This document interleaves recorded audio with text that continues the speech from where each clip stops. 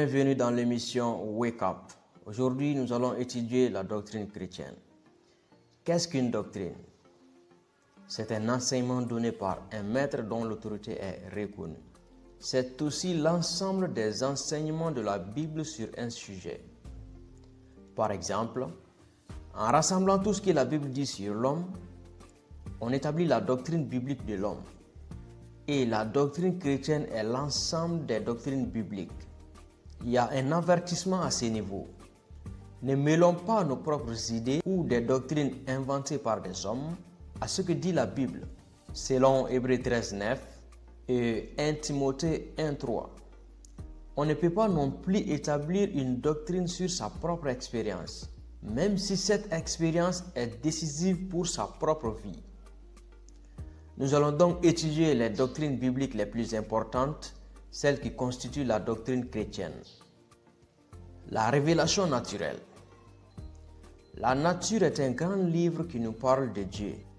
L'apôtre Paul écrit « La perfection invisible de Dieu, sa puissance éternelle et sa divinité, se voient bien fort depuis la création du monde, quand on les considère dans ses ouvrages. » Romains chapitre 1, verset 20. Devant une œuvre d'art, on admire le talent de l'artiste. Devant la puissance des vagues de la mer ou la splendeur d'un coucher de soleil, on doit s'écrier comme David. Les cieux racontent la gloire de Dieu et l'étendue manifeste l'œuvre de ses mains. Psaume chapitre 19, le verset 2. Cette révélation est assez claire pour que ceux qui se détournent de Dieu soient inexcusables. Mais elle est insuffisante pour nous expliquer tout ce que Dieu veut nous dire. C'est pourquoi Dieu a utilisé d'autres moyens. La révélation orale. Dès les temps anciens, Dieu parle aux hommes. Il adresse la parole à Adam, Noé, Abraham, Moïse, Ésaïe, Paul, Jean et tant d'autres. Quelquefois, Dieu se sert de ses serviteurs les anges, d'autres fois c'est par des rêves, ou même parfois une simple voix d'homme qu'il parle. Lorsque le jeune Samuel a entendu la voix de l'Éternel, il croit que c'est Élie son maître qui l'appelle. 1 Samuel chapitre 3. La révélation écrite. Dieu ordonne souvent que les paroles qu'il adresse à ses serviteurs soient écrites dans un livre.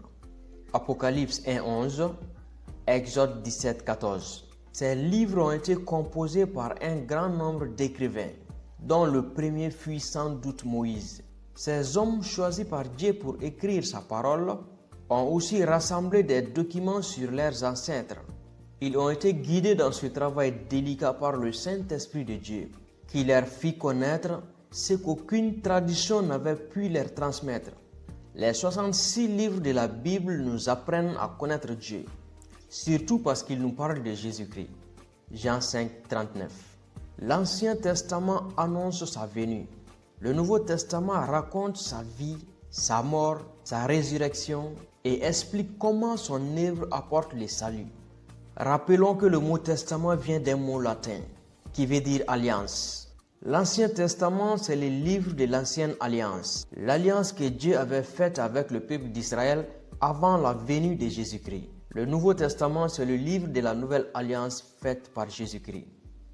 La prochaine fois, nous allons voir la révélation en Jésus-Christ. D'ici là, portez-vous bien et à bientôt.